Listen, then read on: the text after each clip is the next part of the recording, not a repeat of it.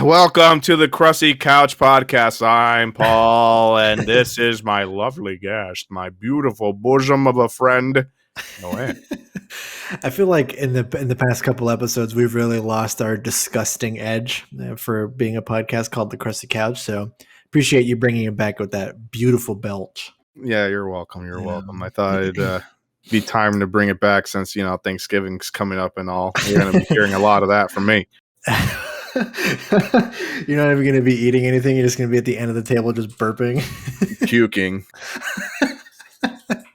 Hey, family, sit down. I brought the family puke bucket. You guys said you were looking for some stuffing.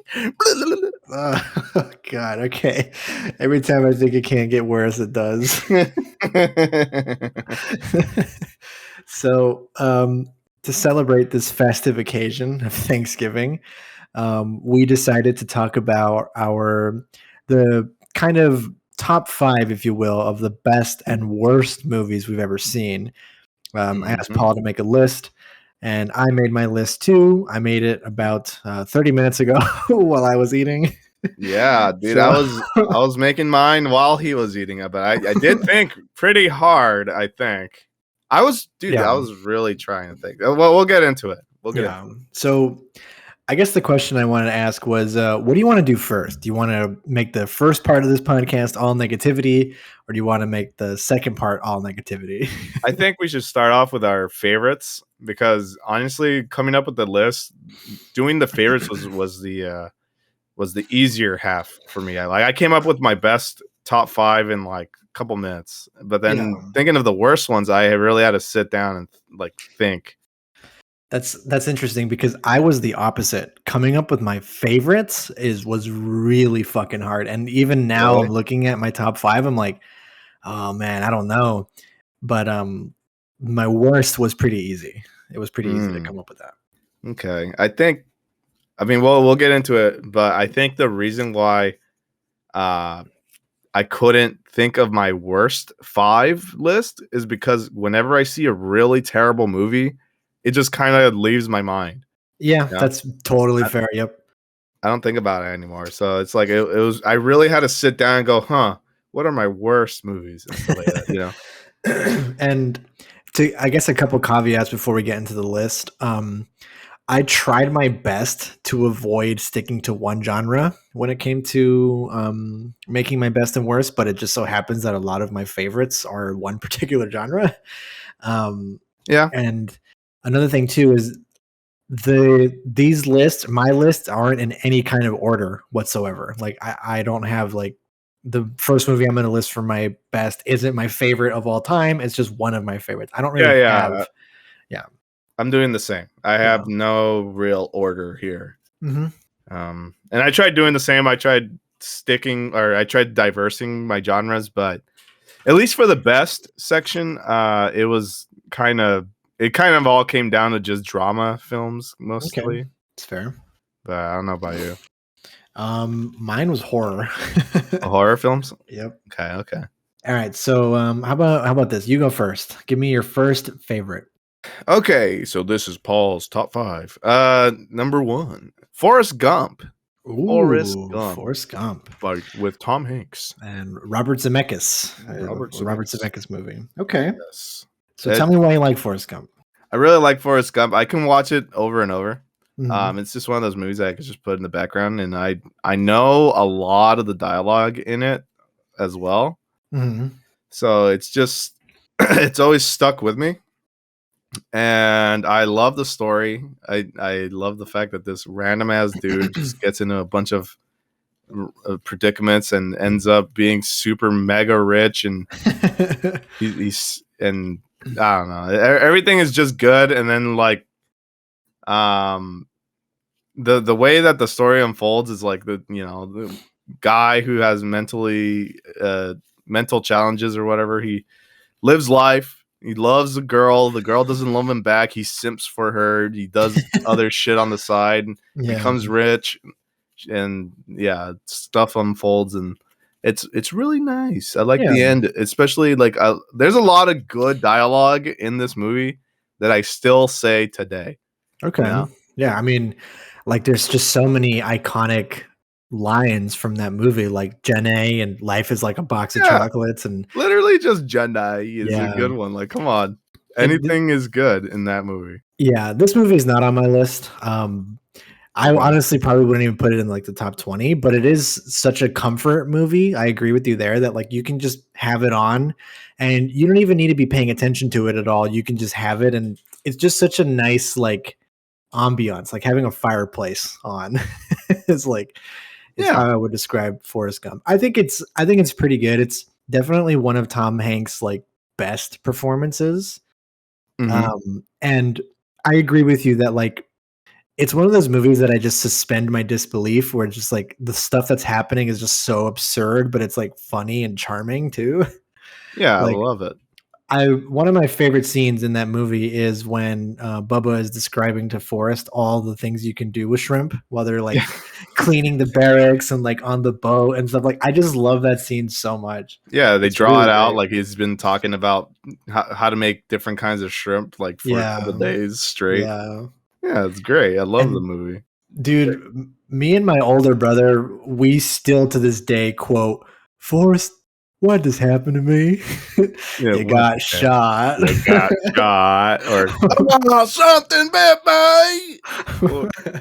Or one of my favorites is you can't sit here. Can't sit here. Can't sit here. I like that another one. another scene I really love is when Forrest's mom sleeps with the principal to get him into school. Yeah. And he walks out of the porch and he Boy. just says like, "See you at Forrest. school, Forrest." And Forrest just goes, "Oh, oh, oh, Yeah, oh." yeah, yeah. I forgot what he says. He goes, "Boy, your mama sure do love you, Forrest." Yeah, there you go. And then he just replies by just grunting. Yeah. It's so good. It's so funny. Yeah, it's very It's just charming. yeah, there's a lot of dialogue, and I think it has just like a handful of everything. Like it's got the drama between Forrest and Jenny because he Mhm. loves her and she doesn't love him back. Yeah. Then you have okay. Well, before we even go on, should we just say from here on onwards it's gonna be spoiler territory, like for Yeah, everything? we're spoiling all of these movies. So Okay.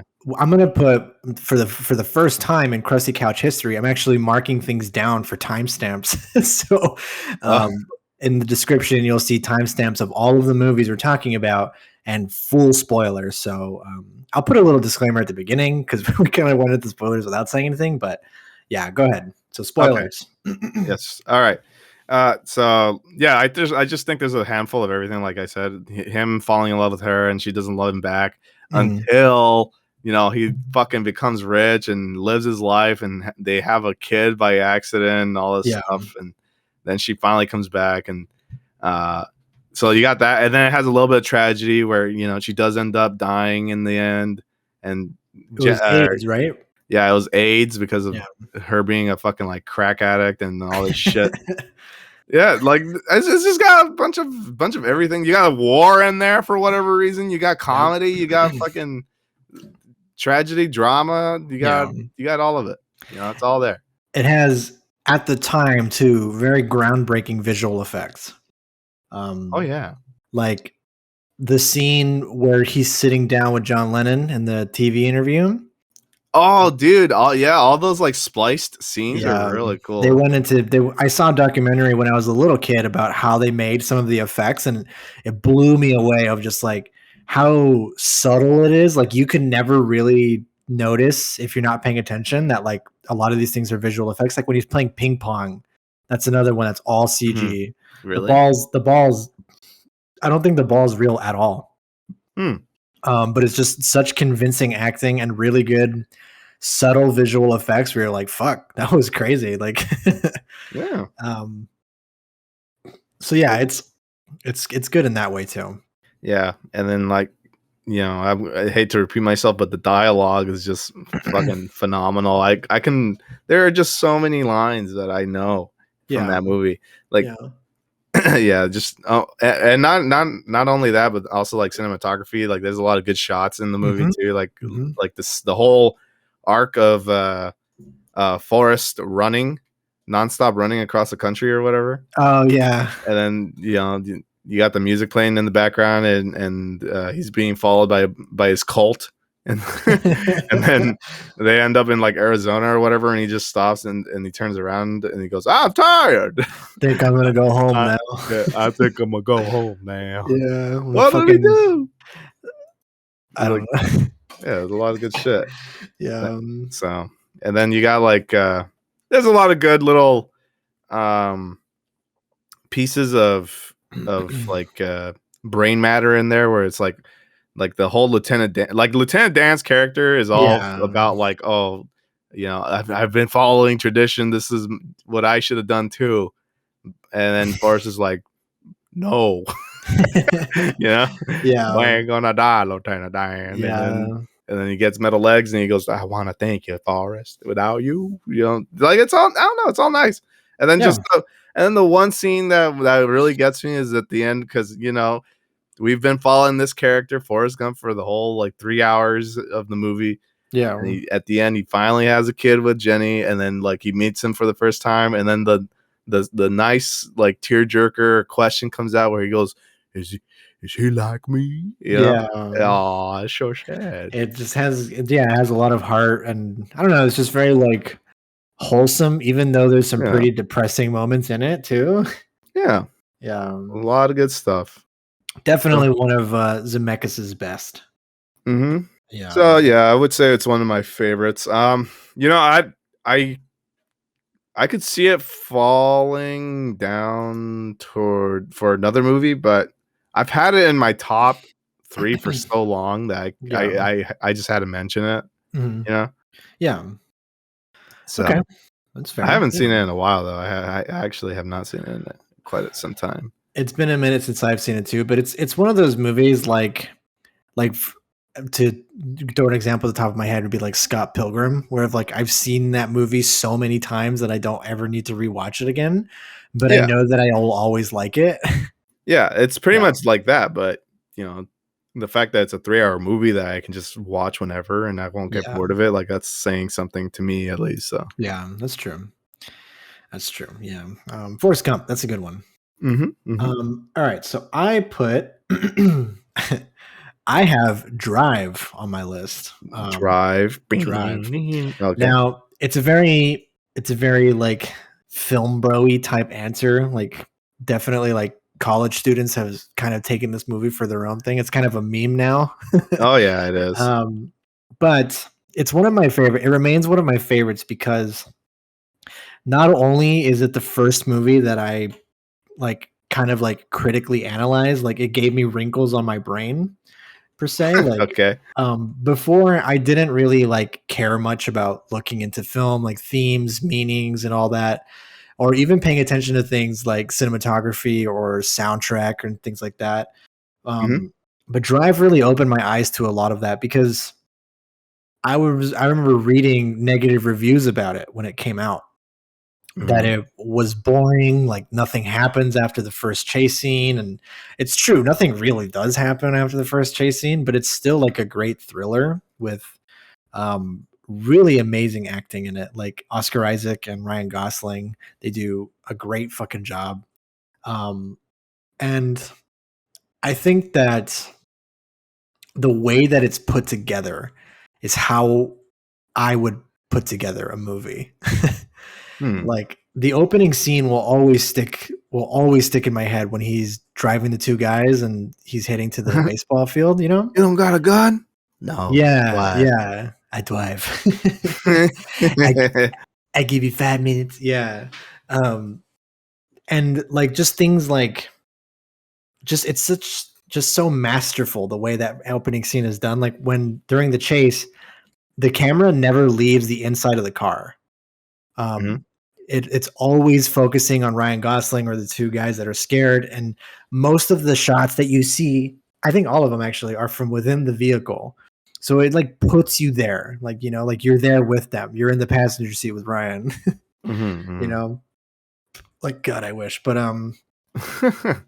yeah, like it may not be one of my absolute favorites anymore, but I think it's one of the more important films for me. Okay. Yeah. That's pretty good. That's a pretty good notion. I definitely didn't think that hard. Forrest Gump is just one of my favorites because I kind of grew up with the film. Sure. And it's been one of my favorites for a long time. Yeah. So we mentioned in the beginning of this episode that I was kind of I did it in like 20 minutes where I was like, okay, I'm just going to do this, Yeah. But I do feel that it is one of my favorites, but I'm sure if I thought even harder, maybe there'd be something that if we had like a week to think about it, I'm sure that our answers would be completely different. But but that takes a lot of brain power, and man, I don't got it. Yeah, but okay, so Drive. I really like Drive too. It used to be one of my favorites. But there's a lot of other Ryan Gosling movies that are better for me. Yeah. Mm-hmm. But definitely the aesthetic of Drive is something I love. I love night driving. Yeah. So it's like a big thing for me where, playing very smooth lo-fi music or synthwave music and stuff like that while night driving, like, it's fucking cool. Yeah. And just the human being Human Being was like one of my favorite songs for like a good month. Oh, like, you listen to that soundtrack on repeat. Yeah.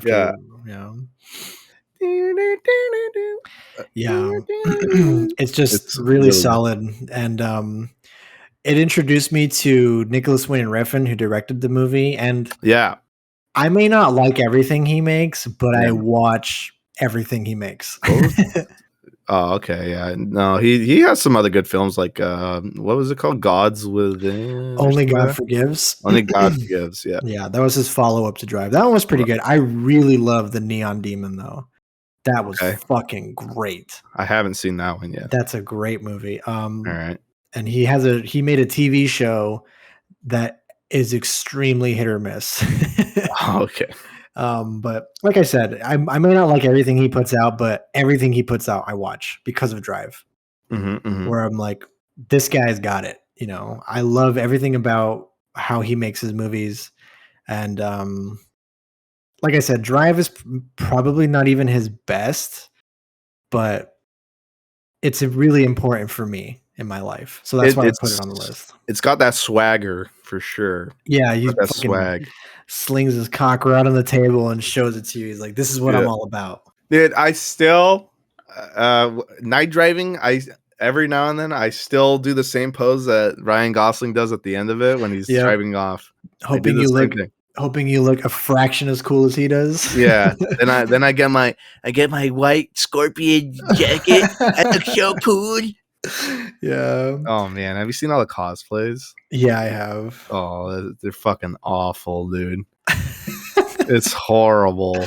So okay, this is just a slight tangent, but it is about Ryan Gosling. So Ryan Gosling looks amazing. He's a handsome guy. He is He's a very handsome dude, and every time he's in a movie, people like to cosplay as Ryan Gosling because they do the "Whoa, that's totally me" that's type me. of they download his personality. Yeah, they always do that towards his movies, and so they try like cosplaying him, but the cosplays always look like utter shit because they don't get their clothes fitted. Yeah, Ryan Gosling, he's a movie star and stuff, so like when they're in the movies, they got to make sure he looks good and doesn't look like fucking shit.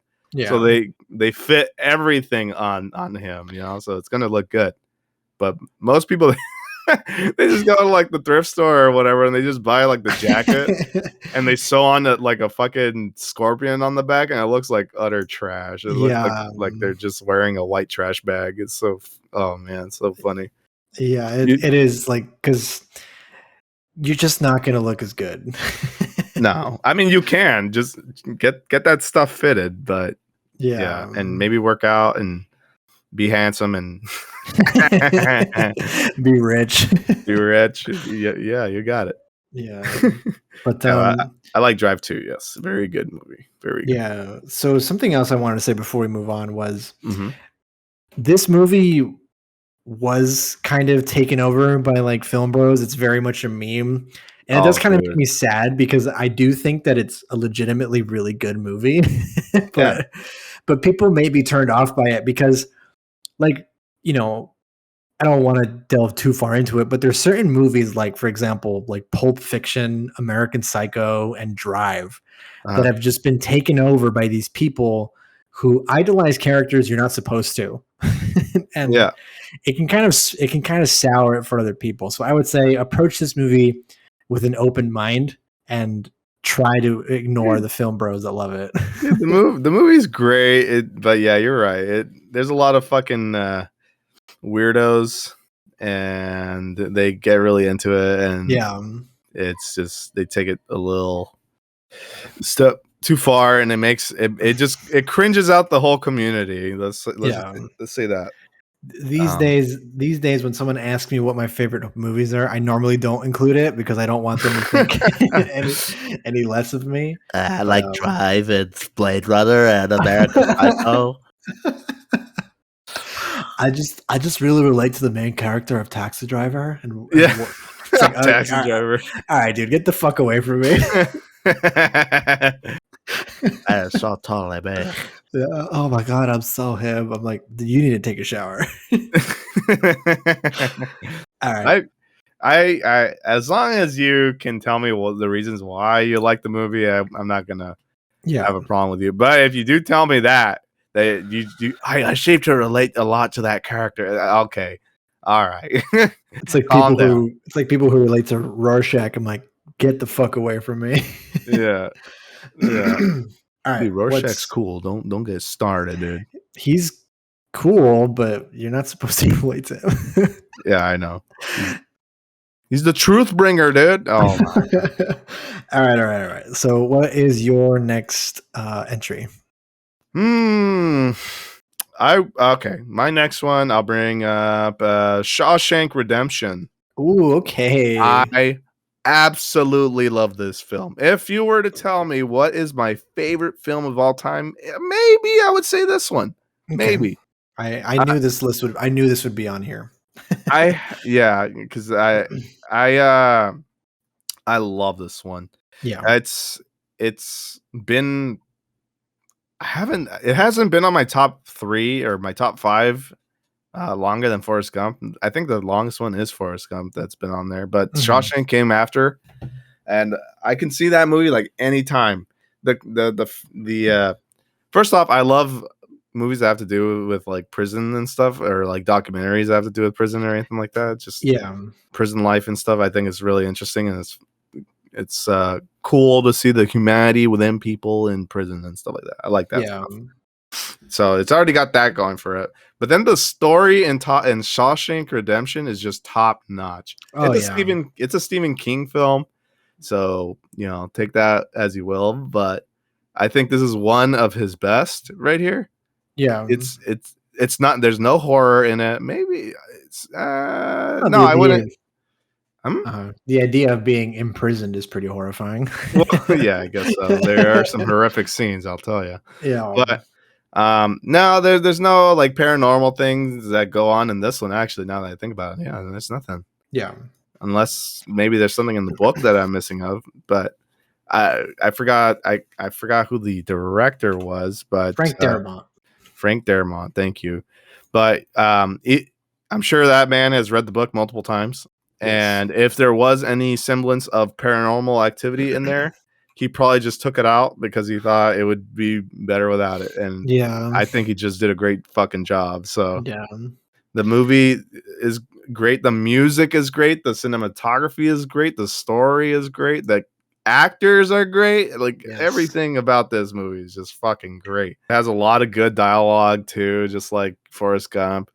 A lot of memorable scenes. The scenes in this one, I think, are a little more memorable than in Forrest Gump. Like, Forrest Gump has a lot, but I think some of the scenes in this one is just like real top notch. Like the scene where he meets Red for the first time, and he's just shuffling to him, and then Red is played by Morgan Freeman. He's a fantastic actor. Yep, fantastic voice. And he asks him like, "Oh, I hear you're a man that can get you many things or whatever." And then he goes like, "Oh yeah," like, they start talking and stuff like that. And then he walks away because he asked for a rock hammer, and he goes, "I ain't going to get you a fucking rock hammer," and stuff. and then he goes like, "Oh, trust me, when it gets here, you'll know what that it won't be for a breakout or anything," which is also foreshadowing. Which there's a lot of good stuff in this movie. They think of everything. I feel, and it has a lot of great dialogue, and just the way that the story connects in the end of how he like escapes is just holy shit, you know? Yeah.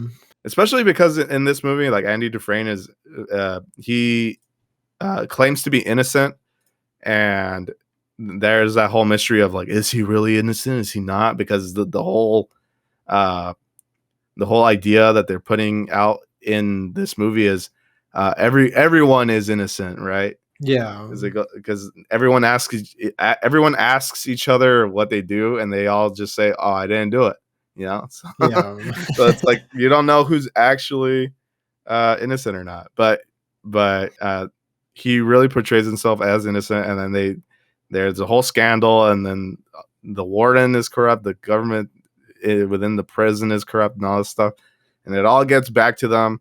And Andy just goes through a bunch of shit. He gets raped in prison. Like, come on. Yeah, it's pretty like brutal. Like pretty hardcore. Some of the scenes are pretty hard to watch. But I just think that it just all serves like a greater purpose because the story that you're presented is so engaging and interesting. And I mean, the movie is almost 3 hours long, but it doesn't feel like it at all. Oh no, dude! It flies. It's just the way that everything interconnects. It makes the story just propel itself. At lightning speed. It goes so fast. Yeah, and it's just like, and then when it's over, you just want more. Yeah, and it's like oddly touching at times. Like, yeah, even a simple scene of like the simple scene, for example, where he's like, Andy goes on the roof to work placing tar on the prison or whatever with a bunch of other gang members or a bunch of other prison mates, and nobody likes him, and he takes it within the warden one of the guards there. He like just starts talking about his wife taking his money or whatever. And the security guard's about to throw him off the building, and he says like, "Oh no, I'm an accountant and I can protect your money and all this stuff." And the security guard says like, "Oh yeah, well, what do you want or whatever?" And he goes, "Nothing. I just want you to get these guys some beers. That's all. Yeah, so just so we can be human for a little while." Yeah, and it's a really nice scene, and everyone's having a good time, and it's like, oh,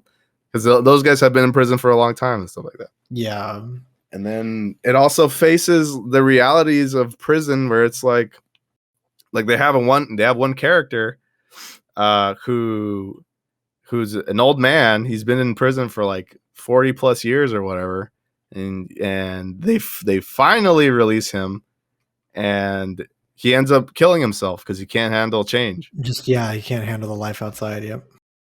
Yeah, it's too far gone. His life was inside the prison. Yep. And so it takes on like challenges like that, and I think it's really good. Yeah, that's a very powerful commentary about our prison system. Yeah. That it's just so simple. Like, it's not simple, but like just simply done. Yeah, it's very simply done, but it's done really masterfully. Yeah, I think. And there's plenty of other topics such as like reform and stuff. That's why they build the library. And stuff like that. Like there's a bunch of all that stuff. It's really good. It is power struggles and fucking amazing. Yeah, really cool scenes in there. Shout out to Frank Darabont, who just fucking turned out like hit after hit after hit. Motherfucker made The Shawshank Redemption, The Green Mile, and The Mist. Jesus. Yeah, those are all just bangers. Yep. And he made the best season of The Walking Dead, the first one.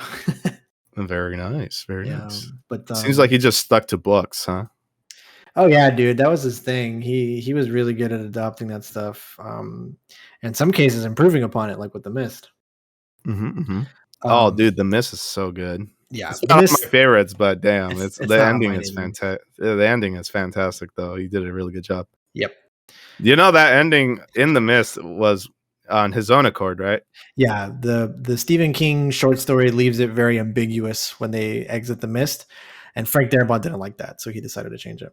I think for the much better. Even Stephen King was like, "Holy shit, that's really good." Wow, this is fucking awesome. Yeah. Yeah. So that's pretty cool. But yeah, Shawshank Redemption, highly recommended. One of my favorites, probably my favorite of all time. I just love the story. It's a really good damn movie. Yep. Really good drama. Very great. Yeah. Let me see. Hold on, really quick. Okay. All right. So for me, I put Hereditary on my list. Oh, Hereditary. That's a good movie. That's a good one right there. Hereditary is tied with The Witch for my favorite horror film of all time. Okay. But I just put Hereditary on here. I think that this movie is an absolute masterpiece of the genre. It's scary. It's sad. It's very heartbreaking. Like, the acting is fucking masterful. It was so criminal that nobody got nominated for an Oscar, especially Toni Collette. The soundtrack, the fucking cinematography, the directing. Oh my God, man. Like, and then when you find out that this is Ari Aster's first movie, yeah, dude, it's crazy. Like fuck you for being so talented. Crazy, bro. Yeah, I remember you and I and your brother, we all watched it together in the theater, which, like, before I would never go to a theater to watch a horror movie. I'm like, no, fuck that. I'd rather watch it at home where I'm safe. Yeah. But I think I told you to go, right? I think I convinced you because I was like, I think I've seen it before, right? I don't think so. I just, from what I recall, is we both really wanted to see it. You were gonna go see it, and then you said, just come with me. Yeah. And I was like, okay, sure. So I'll go. And I mean, it was just an experience that I'll never forget. Like, I was so fucking traumatized when I came home.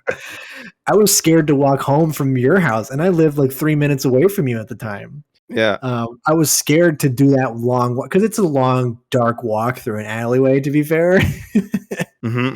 With so to kind of set it up, there was like a hallway, not a hallway, but like an alleyway with like parking spots, and there was trash cans, but those trash cans were in a little dark building, so you couldn't see inside of there. So at night in the pitch black, it's kind of scary. Yeah.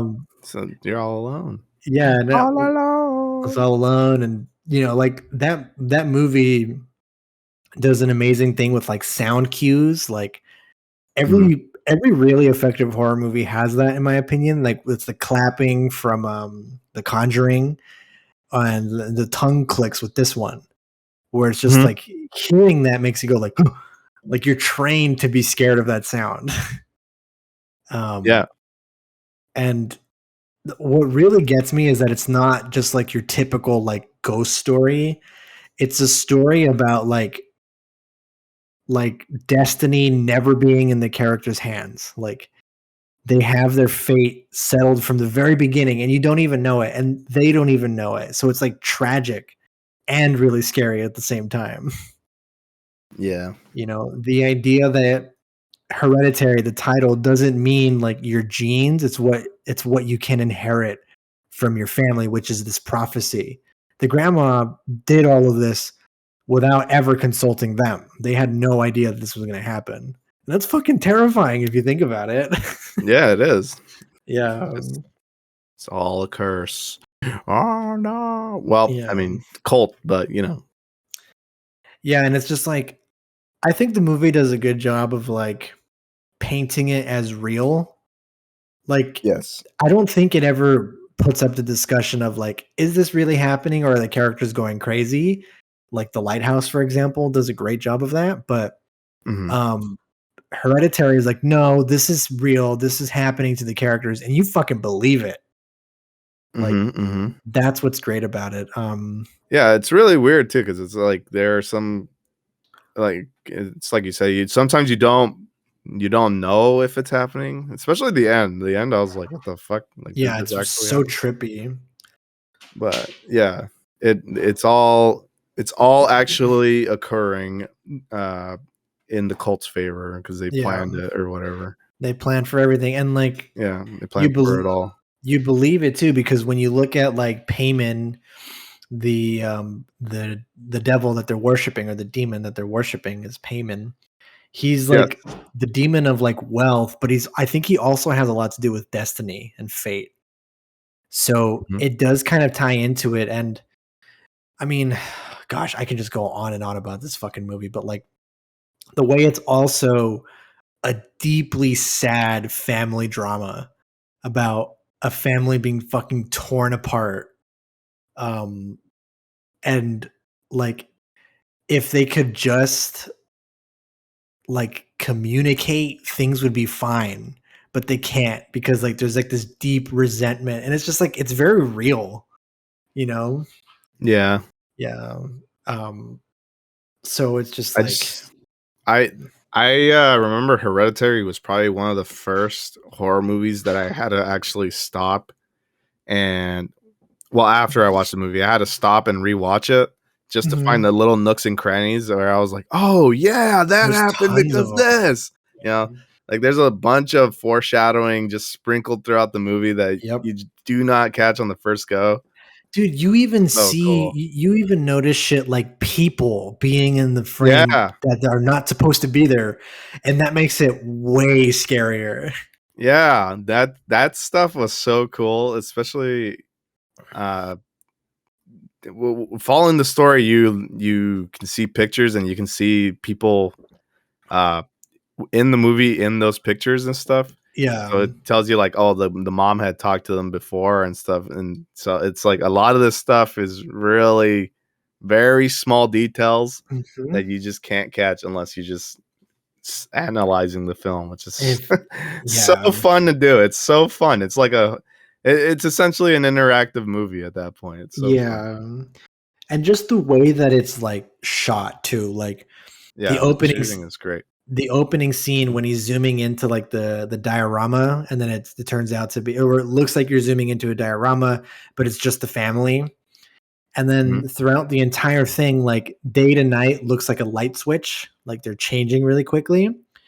And that's like, that just symbolized like a very voyeuristic view of this family. You feel kind of like dirty. Oh yeah. I don't know, man. It's just masterfully done horror.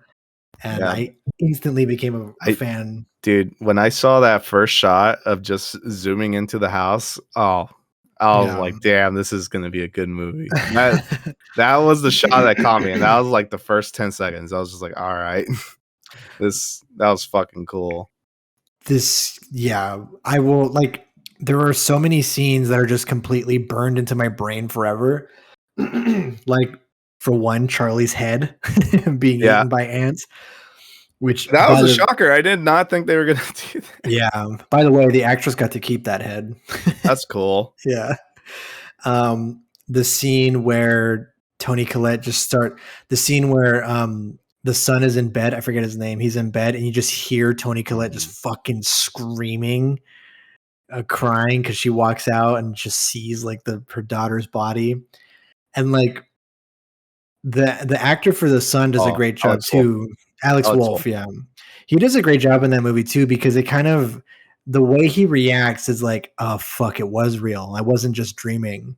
Yeah. Like, my sister is actually dead. Like, dude, it's just so good. Even the scene at near the very end where he looks up and he sees Toni Collette just floating there, and she starts to cut her own head off with the piano wire. The fucking sound that makes is burned into my brain forever. It's so great. Yeah. Dude, that guy, he's a damn good actor. I've never seen him before until that movie. I don't think he was in really anything before that. He's in quite a bit of things, just not anything good. He was in the Naked Brothers band. You know, I was about to say, you know who he is? Oh, no way. What the hell? No way. Yeah, he is the little drummer kid. Yep. Holy shit! No fucking way. I remember seeing that show because my brother used to watch it. Yeah. Wow, It's fucking crazy, right? that is crazy. What happened to his brother? And fucking became a heroin addict or something? No, What? I think he also acts in movies. You don't hear about the other brother. No, not typically. No. Yikes. But yeah, Hereditary is just fucking great. It's masterful horror. I think it's still like it's for Ari Aster, it's impossible to top for me. But Midsommar comes close, but I like Yeah, Hereditary a lot more. Midsummer's really good too. He did a good job there. Yeah. But yeah, it's fucking great. I love it a lot. Yes. It was probably one of my favorite horror films, at least. Yeah. But yes, very good.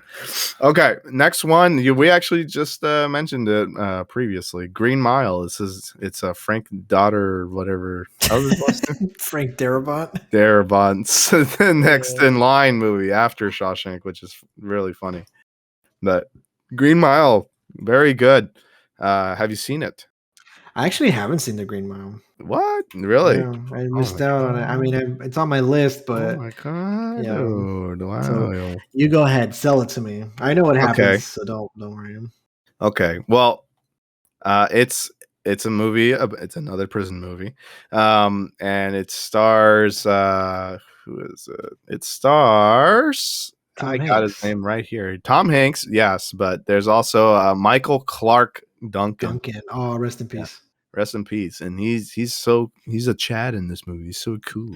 Yeah. He plays a prisoner who he has powers. He has supernatural powers. He's kind of, I wouldn't say he's God or anything, but he can definitely cure people. Mm-hmm. And that sometimes includes from death. So he comes to this prison because he was accused of murdering 2 girls. Mm-hmm. They found him in a field as he was yelling with these 2 girls in his hands, and he's covered in blood. So they imprison him for it. And the whole movie is about a prison guard who gets to know this man. And the prison guard is played by Tom Hanks, and he has kidney stones. And he does very painful pisses during the movie. Yeah. And he at first didn't like the prisoner. He thought he was big dude. He's like a Hulk, man. He's fucking jacked. Huge, yeah. Fucking jacked. So he is pretty intimidated at first, but later down the line, an event happens where the Michael Duncan cures Tom Hanks of his kidney stones. And I mean, you could see how that happens yourself. But he cures him. And from there, he tries to help him because he realizes that he probably didn't do the murder. And the story unfolds as he talks to people and stuff like that. And it turns out that he didn't do it. But, something happens. I don't want to spoil everything. Yeah. But there is another prison guard who's been a fucking asshole throughout the whole movie. Yeah. And there's also this is like a big sidewinder, but there's a little mouse that they take care of. Mm-hmm. I forgot what the mouse is called. His name is Mr. Jingles.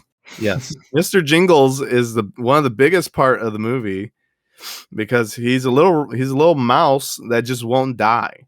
Yeah. After the prisoner had cured the mouse from death. The mouse just won't die. That's weird. That's weird. Oh, what's going on? Yeah. And eventually, a bunch of stuff happens, and it's very sad. There's a very tragic part of the movie. Very sad. But they can't do anything about it.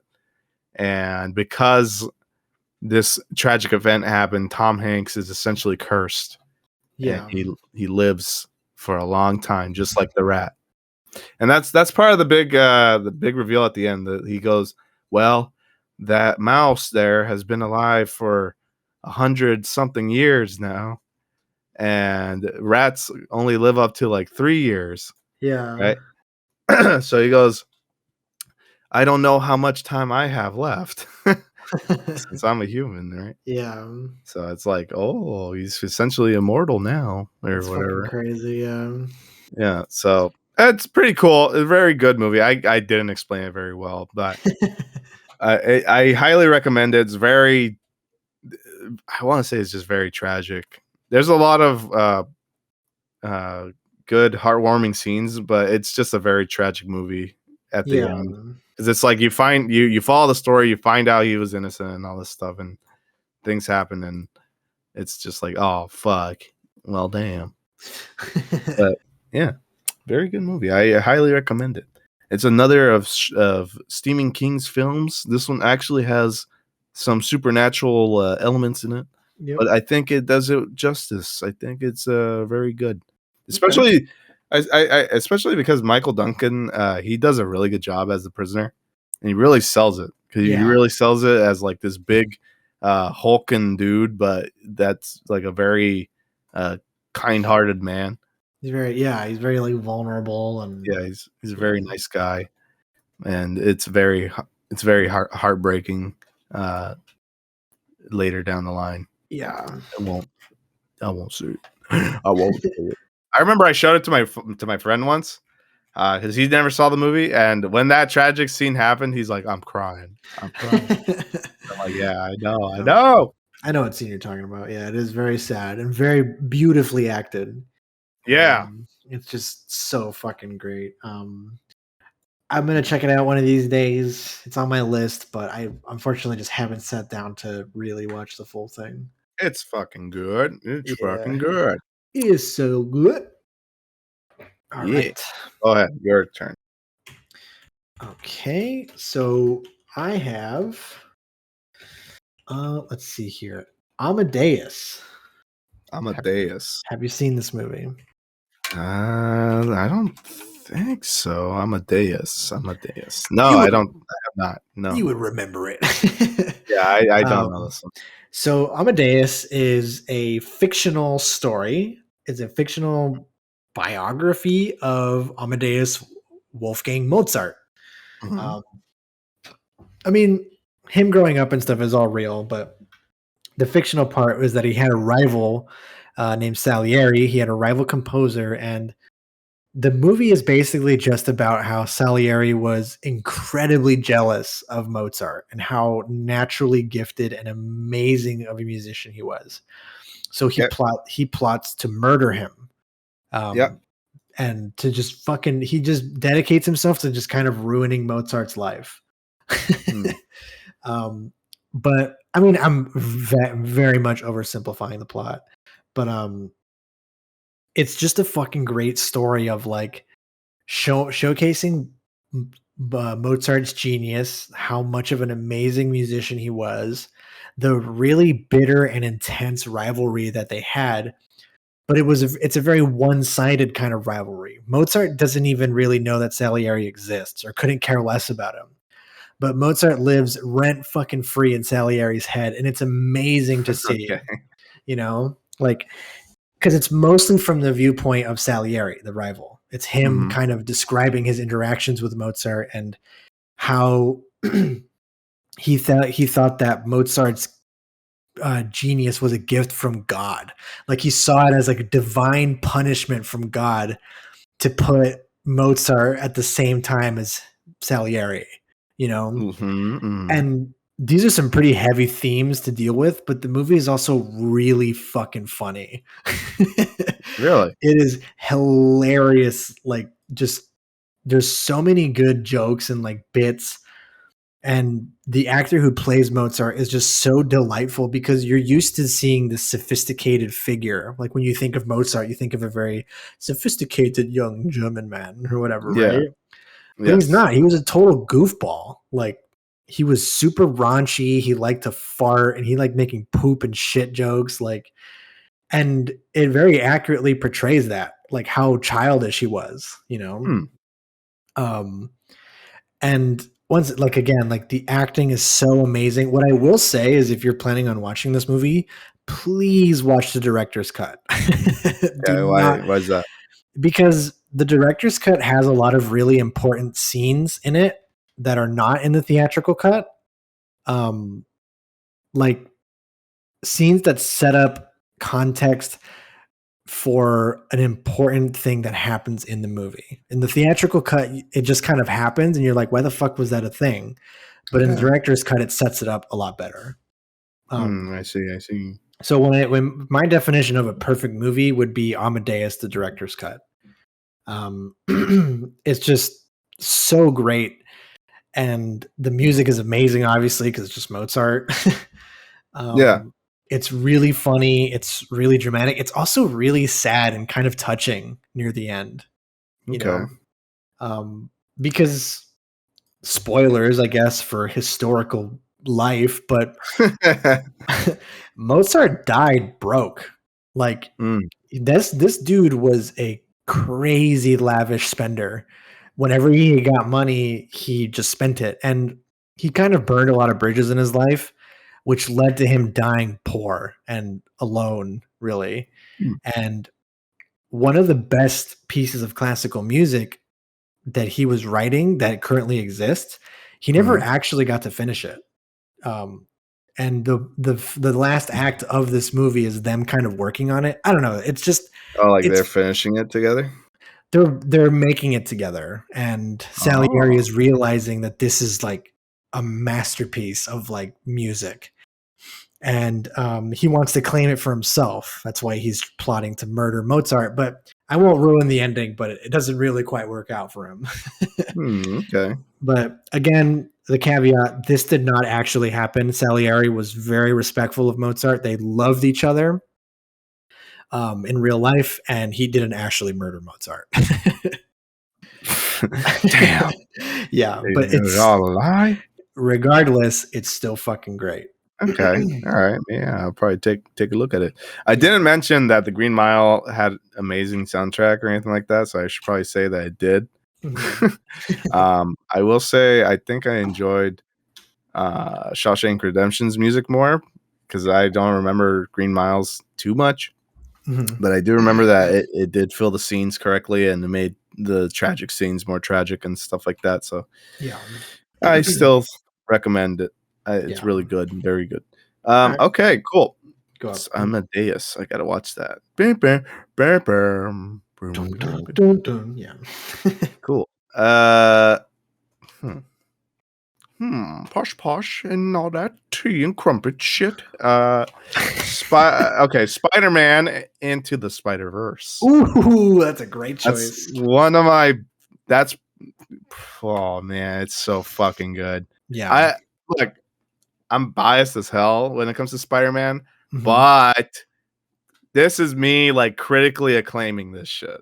Oh yeah, this is me like straight up like okay, like if I separated the artiste from the art, this is just a good fucking movie. It's a fucking great movie. Yeah, in terms of animation and stuff, it's insanely really good. Like wow.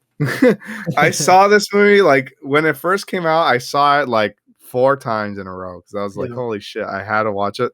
I watched it once in like IMAX, then I watched it again in digital, and then I watched it again in 3D because I wanted to see if there was a difference in 3D. And there was. It looks insane. It's really fucking good. I recommend trying that if you haven't done that. Yeah.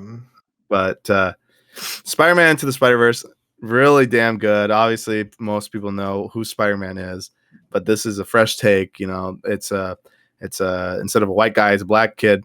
And Miles Morales, he's half Hispanic. That's right. Yeah, he's Puerto Rican, I think. Puerto Rican, yes. And so they touch upon like a bunch of really good notes because he's a child. He's not Spider-Man. He's like a teen, right? So he has to deal with a bunch of things going on in his life, like his conflict with his parents and his uncle. And so good. and like him just having to learn to grow up and deal with problems as they come, and loss and a bunch of stuff. Really good stuff, and just even like good good analysis of like how a household would look like in the Bronx or whatever. Yep. In terms of like, oh, you know, he has someone that can be a bad influence on him. Yep. And he has someone who is a good influence on him. You know, Yep. like he's really in between here. You got his dad as a cop, and then you got his uncle as like he does crime for a living. Yeah. He's like really guy. Yeah, he's a shady dude. He's like really stuck in between here. Yeah. And I think they really do a good job. The music is great. I have the soundtrack. Like I listen to the soundtrack still to this day. It's like so good. It's just a solid soundtrack. It's not just your regular music. It's like actual like tracks. Yeah, that they people made this. they made a whole album for this movie. Yeah. Yeah, there's a whole album for this movie. Kind of like what they did with Black Panther. But yeah, so they did the same for here. This is a whole track list. The animation, I will say, is probably one of the best that I've ever seen. Yes. I when I went into this movie, I didn't anticipating it look like this. Yeah. Right? Looking like this. It looks like they brought a comic book to life. It's kind of how it looks in like the best way possible. Like, yeah, in the best way possible. Like everything in the background is standard film framing. Yep. Like 24 right? Yeah, 24 frames per second. Yep. But the characters themselves, they move at like 15 frames per second. So they get these Oh, go ahead. So they get these like jagged animations where it looks like they're kind of going panel by panel, and it looks so good, dude. I don't know how, wow. Whoever thought of that concept, like God, they did a fucking good job. Never seen it before. I don't think no one's tried to replicate it yet. So I don't know. That says a lot, I feel. Yeah. It's fucking crazy, dude. Like just the way that this movie is presented on a technical level is just insane. Like, yeah, like you were saying that like most of the movie is in 24 frames per second, which is your standard frame rate for most films. Mm-hmm. But the directors thought to showcase Miles' inexperience with being Spider-Man, they would animate him, I think it was in 18 frames per second, so that he looks a lot clunkier than the other Spider-Man in the movie. And I'm like, that's fucking genius, dude. Did they really do that? Yeah, he's at a lower frame rate than the others. What? I did not know that. That's actually really neat. I think up until the last act when he finally becomes Spider-Man. Huh. But yeah, the music, like not even just like the rap album that they made for it, but just like the score is the score's great amazing too. Yeah. And it's just like, to me, like I'm very comfortable saying that it's not only the best Spider-Man movie, it's also the best comic book movie ever made, like easily the best. Yeah. I want to say it is, yeah. Yeah, it's not even fucking close. It makes me so depressed that this movie did not do very well at the box office. Oh. I thought it did. Didn't it did well enough to warrant a sequel, but in terms of Spider-Man movies, it did not do well. That sucks because it's probably one of the best. I think it's the best. It's probably it. Yeah, it probably is the best.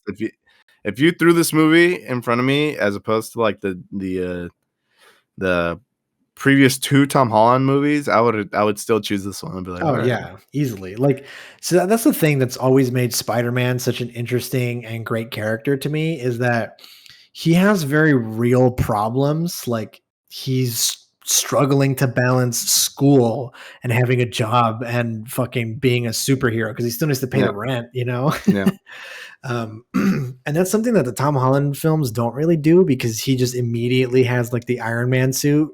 Mm-hmm. And he's like immediately like not dealing with any of these issues like the other Spider-Man movies do. And I feel like Into the Spider-Verse deals with it in a very real and human way. Yeah. That's something that I could relate to very easily. And yeah, man, it's just it's a in a way it's a coming of age kind of movie. Yeah. Because Miles is kind of trying to find himself throughout the movie. He doesn't know what he wants to do. He doesn't even want to be Spider-Man at one point, and he just wants to be a normal kid. But you know, getting thrust into this stuff, it kind of forces him to make decisions, and decisions happened even when even things happened where he couldn't even do anything at all. Yeah. Like the first Spider-Man dying in front of him. That was crazy to me, dude. When I saw that, I was like, no way. They're going to show him fucking die? Yeah. Like, that's crazy. And they actually showed Spider-Man die in like as soon as Miles got some powers. Yeah, probably like within like the first like 10 to 15 minutes of the movie. Yeah. Really soon. And then so they had that, and there's also a bunch of other challenges, just like every other film. Like you got old Peter Parker dealing with his divorce and stuff like that, and then it's so funny. Yeah, and that too. The movie's really funny. Like it was surprisingly funny. A lot of the jokes I did enjoy. It wasn't just like slapstick and stuff. There's a lot of good jokes in there. Great fucking humor. I love the scene where they're running away from the villain, Dr. Octopus, but as a woman. And Miles is carrying the computer and the monitor, and Peter says, "Good news, we don't need the monitor." He just throws it. That always gets a fucking laugh out of me, dude. There's a lot of good jokes. Just Peter's whole character is pretty solid. Just seeing him being like a fucking slob and stuff. Like he eats that burger. He eats the burger. That's like a meme, isn't it? Like people, I see that like posted everywhere now. Yeah, it's so good. Him eating the burger, him depressed in the shower, eating pizza. Yeah, some good stuff. Yeah, the opening scene of that is really funny. Like where he's kind of going about how his life is going. And then they recap like Spider-Man 3 and him dancing in the street of New York. I'm like, that's really fucking funny. Yeah, they recap everything. It's good. They did a really good job incorporating pretty much everything. And then and that's actually something that they take into account, is they do the comic book origin story for every character or whatever. Yeah. Every Spider-Man that gets placed into the story, they do an origin story for them in the shape of like a comic book. And I love that every time it's a little bit shorter. Yeah, it's a little bit shorter each time, and they also kind of play on it where they go, where at the end Miles goes, "Okay, last one," you know. So, and then he finally says, "Oh yeah, I am Spider-Man," you know, because he finally owned up to it, and now he can deal with it and stuff. He's learned from his ventures, and it's really good. Probably my favorite Spider-Man film, actually. I love Spider-Man 2, but damn, this one is just so good. I honestly think that this is better than Spider-Man 2. Yeah, I love that movie too, but I think this is probably the best one, but Spider-Man 2 was just so good too. But I think this one topped it. It's hard, but I think it did. Yeah, it's just a lot going on. It's a fucking great movie. Phil Lord and Chris something. They did a great job. I'm really sad that they're probably not going to be involved with the sequel. Dude, I'm actually really scared for the sequel. Yeah, because I hear it's someone else. I forgot who it is. See, okay, here's the thing. I'm going to go on a quick rant. The reason why this was good was because Sony had fucking nothing to do with it. They didn't get their stupid, greedy little paws all over it because they don't care about it. But now that it made money and it won an Oscar, they're like, oh shit, now we got to get involved and put our little special touch. And that stupid ass dude, like Ari Shaffir, he's just going to fucking ruin it like he does with everything. Yeah, I'm really scared. I'm really not that excited for this sequel, but I'm not either. But damn, the first one, that shit's so good. Yes, because it has a lot of heart and soul, and it's really funny. Yeah, very, very good. It's good as a child's flick, and as good as an adult flick too. Yep. All right, so my next movie is Ed Wood. Oh, really? Ed Wood? Yep. Ed Why is Wood. that? For the Go ahead. longest time, this was my favorite movie of all time. And it might still be. It's, I don't know, but I love almost every frame of this movie. Like, I think it's Mhm. funny. I think it's cute. Um, I think that it does a great job of telling a kind of fantasized version of Ed Wood's life while also mixing in some reality, Mhm. like how it actually turned out.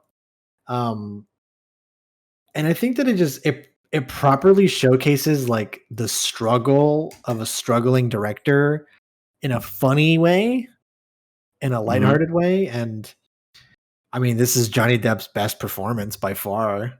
Um, Yeah, you did a really good job here. yeah, I think this is Tim Burton's best movie by like 10 miles. It's his most. It's very different from what he usually does. Yeah. Yeah. So, This was back when he made solid movies that had his style in it before he just became style. yeah. Um, I would say arguably this is his last movie before he just became style and therefore garbage. Um, um, but yeah, like this movie was just so like inspiring to me as a young adult, like who wanted to make movies and wanted to learn the business and wanted to get into the world of directing. And it's such a I don't like to use the word love letter, but it kind of is to like that old Hmm. school B horror movie scene. Mhm. And I think the movie is really ahead of its time too. Like some of the stuff that it talks about of like being accepting towards, people like transgender people who cross dress, like they're not Mm. portrayed as villains in this movie. They're just portrayed as like eccentric people that are really lovable. And Mhm. for the time, that's fucking crazy.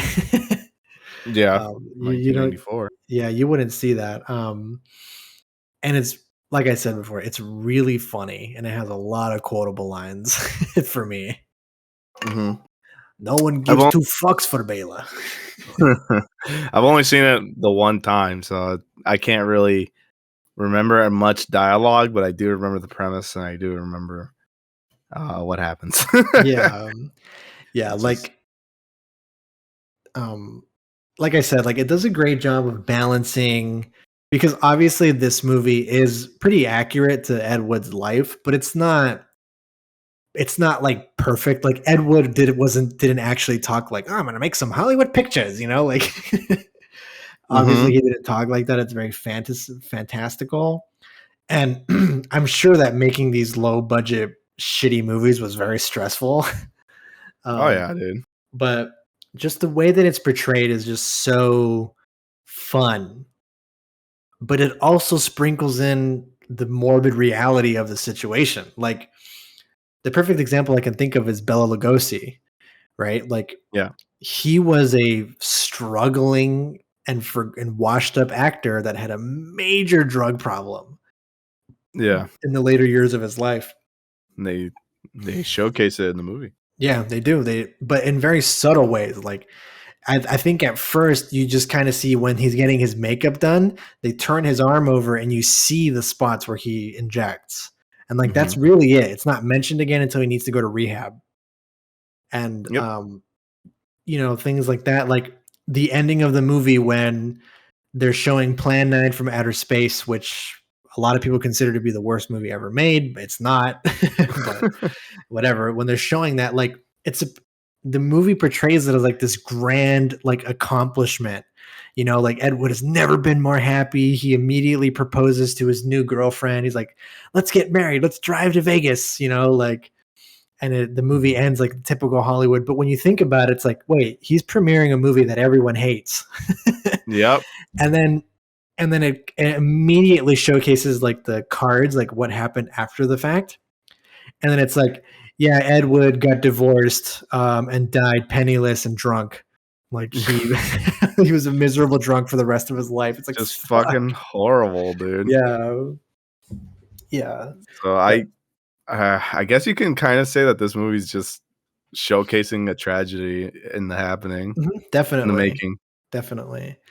Where it's like it's It's kind of a grim premise or a grim message, it honestly. is, right? It is, It's isn't like it? no matter how hard you try, if you're bad at it, it's just you're bad. Oh, sorry. And that's the thing. I mean, Ed Wood had a ton of passion. He had a ton of passion for filmmaking, and you could tell that he really loved Hollywood. He just didn't have it. Yeah, And just didn't have what it takes. yeah, and his later years of life, he just stuck to making sleazy pornos until he Yep. passed. I was gonna say that. Yeah, he did. Yeah. They didn't showcase that in the movie, if I No, heard. of course not. No. But yeah, he just did a bunch of pornos Yep. afterwards.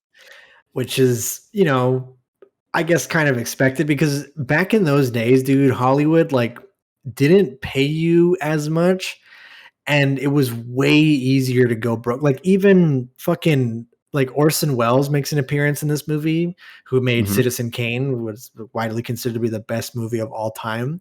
Dude, that guy died living paycheck to paycheck doing fucking pea commercials, like for canned Oh, peas. very cool. Yeah, he was the voice, and he lived like in another director's like spare bedroom. Like that was his Jeez, fate. Yeah. is it that bad, really?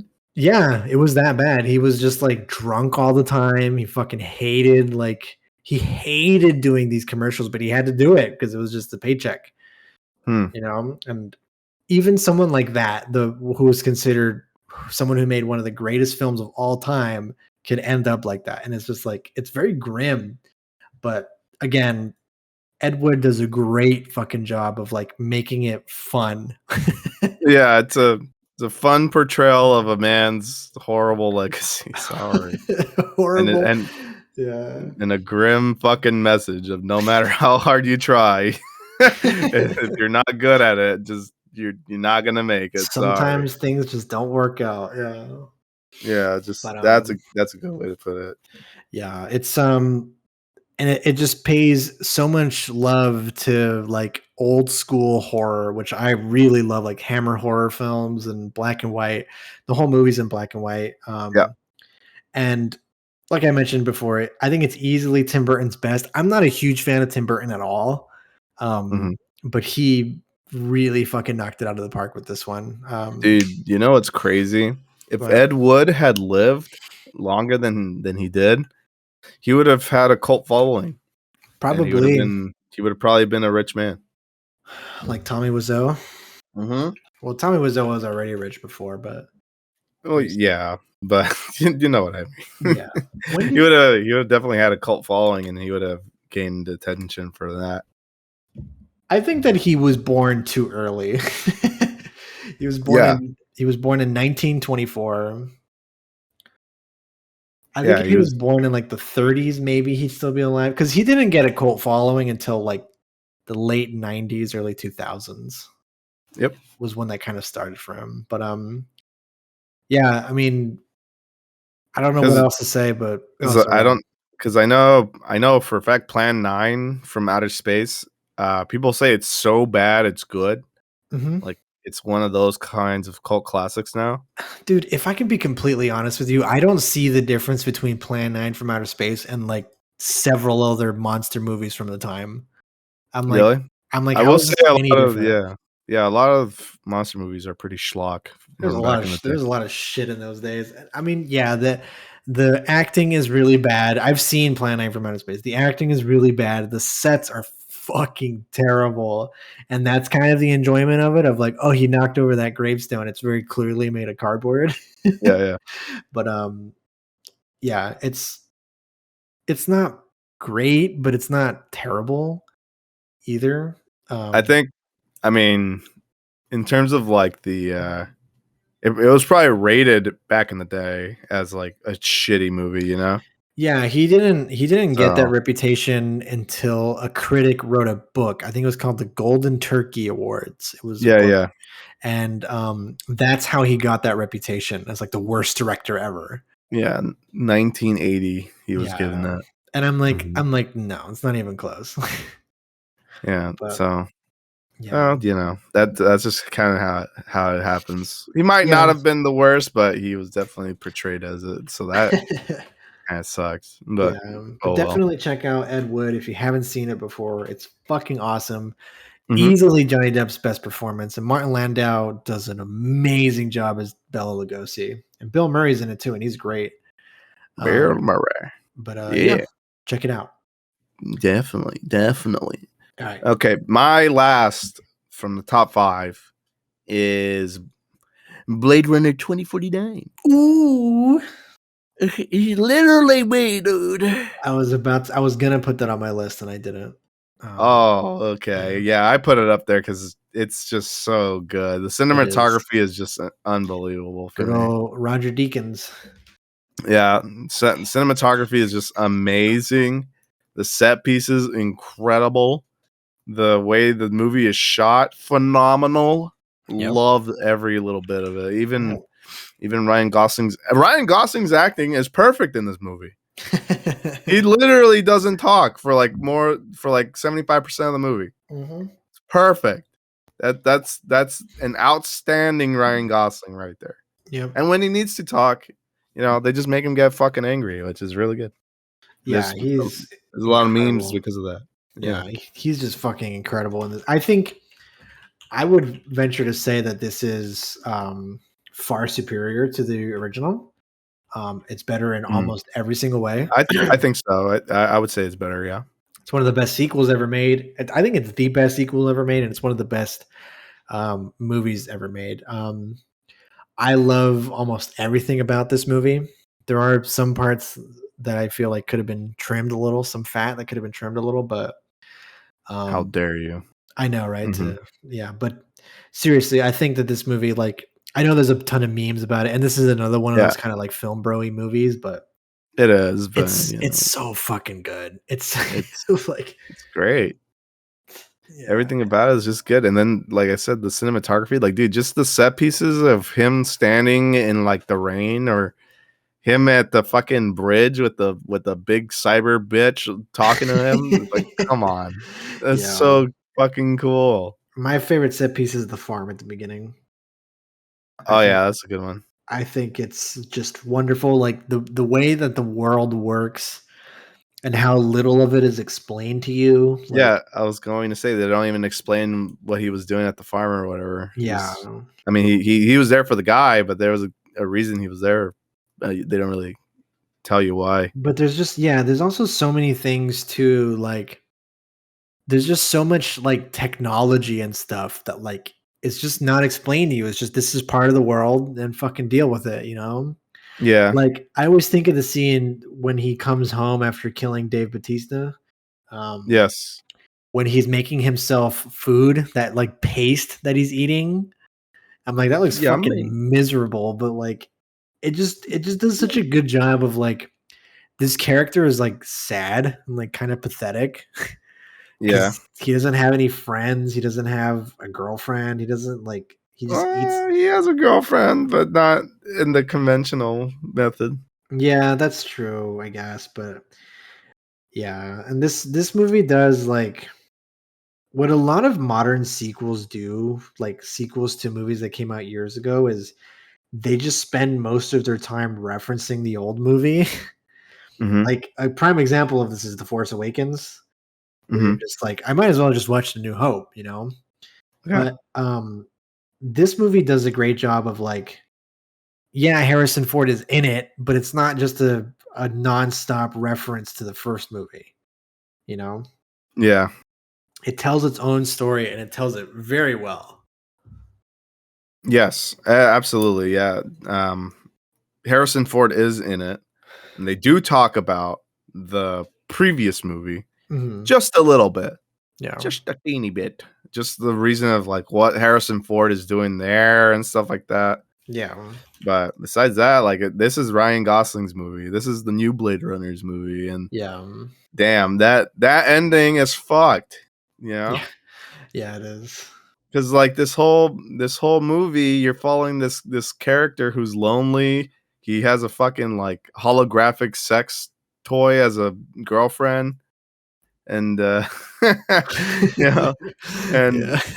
like he's just a miserable dude. Like it just sucks. He just lives to work, and that's it. He's just doing his thing.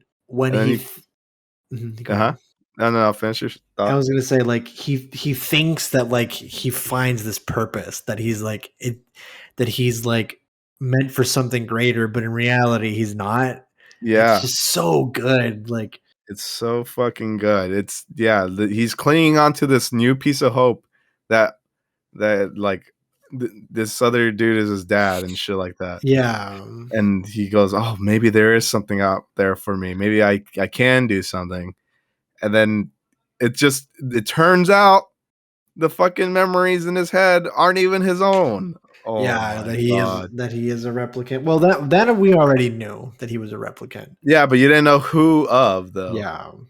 And it's so sad. And the shot literally just hangs on him in the snow and it pans up. It's so fucking good, man. Like that scene when he's talking to the person who makes the memories. Yeah. Is really fucking great. Yeah. Yeah, and we've already talked about it, but the soundtrack for that movie is fucking phenomenal, dude. Yep. Hans Zimmer kills it. He's killing it. Yeah. He's fucking great. Does I to me this movie is just the cinematography just steals me. That's yeah. I don't need anything else. I'm a big fan about cyberpunk method or cyberpunk atmospheric worlds and the stuff setting. like that. Me too. I love those settings. Yeah.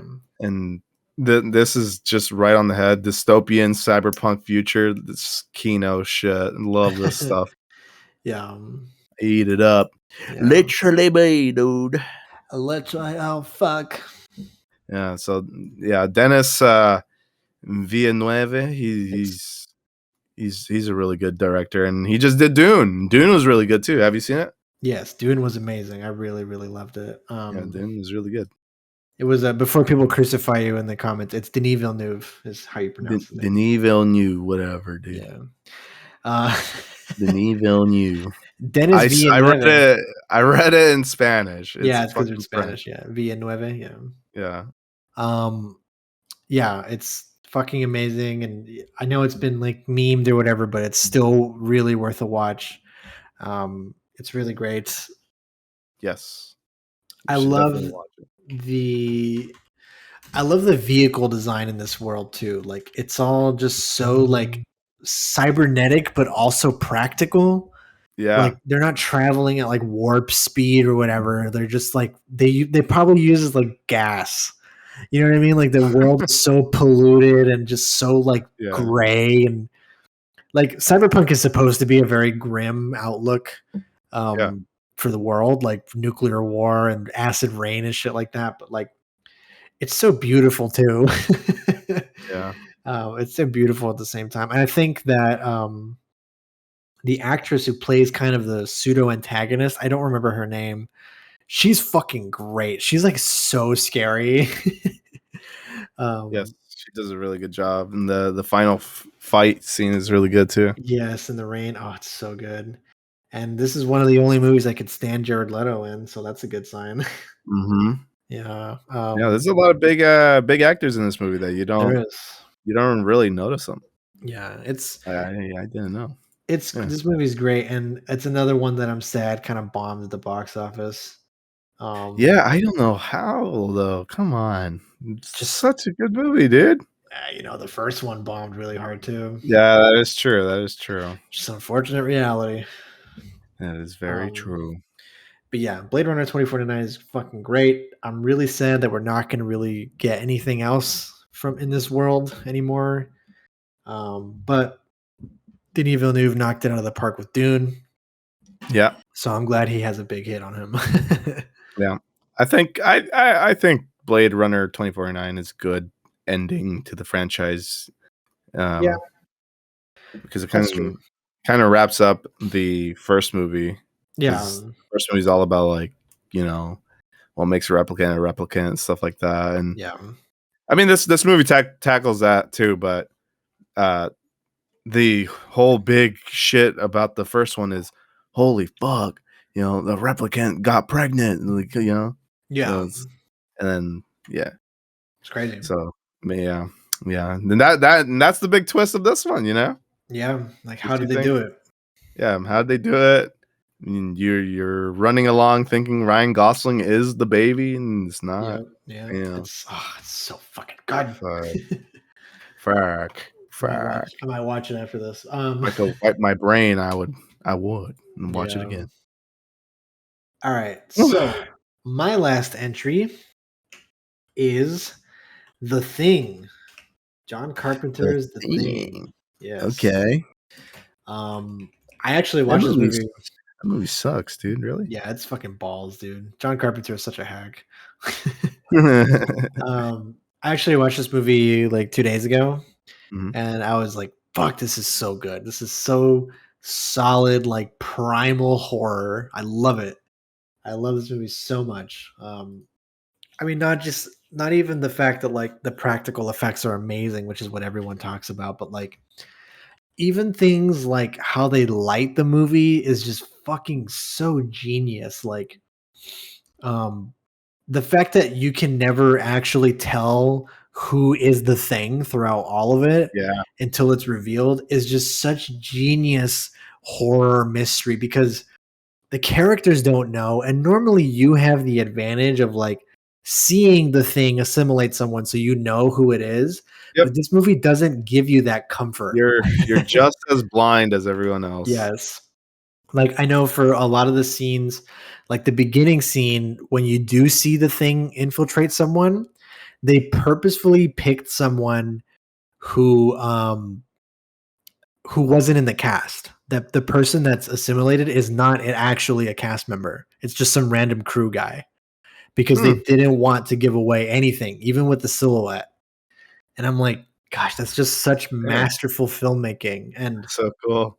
Yeah, this movie utilizes like pretty much every technique, every trick in the book, for like puppets, stop motion, fucking rotoscoping, like everything that you can think of is in this movie. It's just so fucking great. The soundtrack is beautiful. It's John Carpenter at his absolute best is the thing. What's your favorite song? Can you name it? Name 5 songs, bro. Obviously, you have to say the main theme. Yeah. Everyone knows it. Yeah. Really good fucking movie, and I 100% agree. It's so good in terms of like the horror mystery there. I don't think there is one that can compete, honestly. Not that I can think of. No. Yeah, I can't really think of one. Yeah. Which is pretty fucking astounding, because how old is this movie now? It's like 1980. Let me see. 1982. Yeah, 1982, and it still holds up like to this day. It still holds up beautifully. Yeah, no one's been really able to replicate it. Like, I don't know if that's like I don't know if that's like a sad thing or a good thing for like the horror industry, and no one's been able to replicate something as good like that. I don't know. I think it's just a testament to how fucking good this movie is. Yeah. The fact that they even tried to just straight up rip it off with the Thing remake, and they couldn't come close. Like, even when you're just copy pasting the movie, you can't do it right. It's true. Like, it just really shows how special this movie is. And I was talking about this with someone a couple days ago. Is The Thing is probably like one of the biggest what if career moves for a director, because unfortunately this movie bombed really fucking hard, and critics hated The Thing. Like, just go back and read some of the reviews for it. It's really depressing. Pretty crazy, huh? How people used to judge stuff. Yeah, and because of that, John Carpenter became really disillusioned with Hollywood, and he didn't really ever want to make another big budget movie again. He was just like, "Fuck these guys," Yeah. And I'm always like, what if this movie had succeeded? What if this movie was extremely successful? Like, would his career be different? Like, would he have made a lot more like just amazing big budget movies again? Damn. Yeah, I never thought about that. That's pretty wild. I think I think in an interview someone asked him like how does he feel that the Thing now has like this big cult following, and I think he just replied like it's about fucking time. Like, yeah, John Carpenter's bass as fuck. I love him. Yeah, it's cool. But yeah, that sucks though. That fucking sucks. I don't know what goes through these. See, okay, since we're talking about our favorite movies, anyways, I wanted to talk about kind of like I don't really trust critics that much. Mhm. Maybe there's a critic or two out there that I do enjoy their stances, but like most critics, I don't know. Like it's really subjective. I don't know. Yeah, I mean, obviously, like films are very subjective, and if But someone doesn't like something, then it's like if you like it, then just continue liking it. yeah, but the thing is, it's like I feel bad for those movies that don't get the recognition. Like you just mentioned that the Thing bombed at the beginning, and now it has this giant cult following. But like Yeah, because it bombed due to these like incapable critics, you know, like we missed out on fucking future movies to be. You know, who knows yeah. what could have been. You know. Well, I think it's kind of hard to really pinpoint why this movie bombed. Um, because like yeah, critic definitely the off-colored critical reviews I would say had a number to play, but like I don't believe that critic reviews really affect the movie's box office as much as people think. Mm-hmm. Like sure, it can deter like a couple thousand people from watching it, but like the masses do not give a fuck about what critics think. Yeah, that's true. Maybe this um, movie was just too slow for the masses at the time. so there was a ton of reasons. Like one theory is that like ET came out that year and like people really loved like a fun, cute alien, even though ET is fucking ugly. Uh, people wanted a fun, cute, like friendly alien, not this like horrifically ugly, disgusting alien. Mhm, mhm. um, you know, people apparently Well, there was a recession at the time. okay. I mean, there's also it's also around the '80s when like slasher films were a big thing. This was So, before the slasher takeover, I would say. oh, really? Yeah, the slasher takeover was more like 84 to like 87.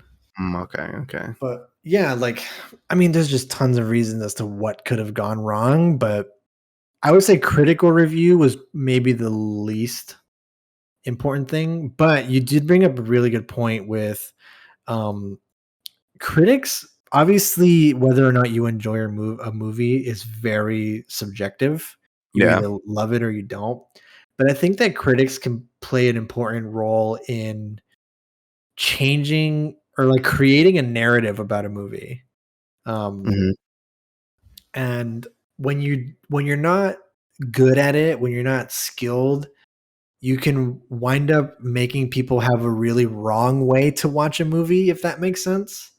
Mhm. Like, gosh, I don't know. Like, I don't know how I'm gonna possibly explain this, but like, but like, I really hate the idea of objective movie watching. I'm like, you're a fucking idiot. There's no such thing as that. Like when someone tells me, if someone tells me a movie is objectively bad, I'm like, you have no brain cells. That doesn't make any Mhm. sense. Um, like art is subjective. There's no such thing as that. Like when someone watches a movie just for story and doesn't like scenes that don't directly advance the story, I'm like, what the fuck is wrong with you?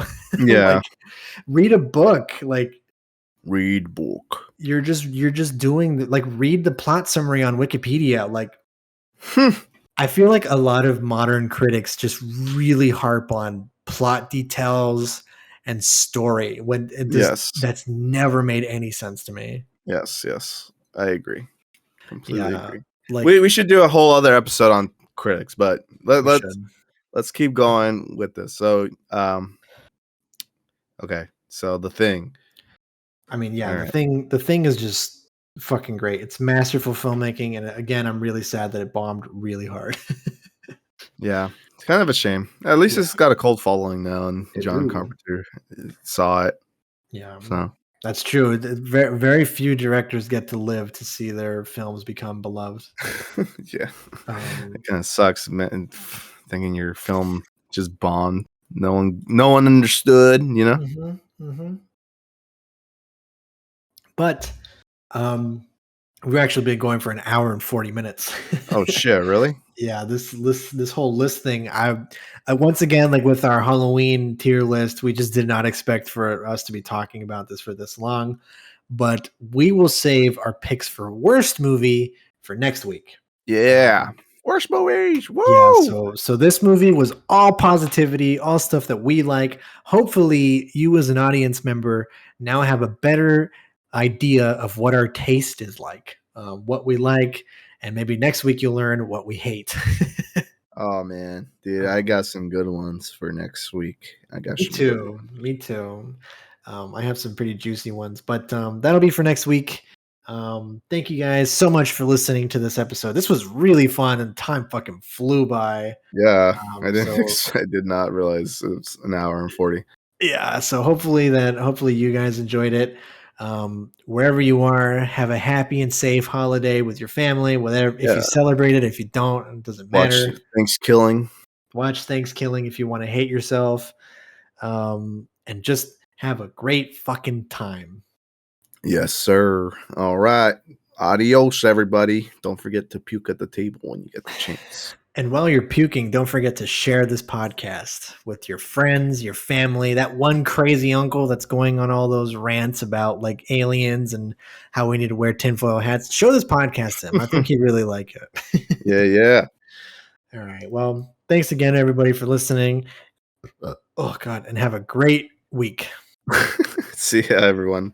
Bye-bye.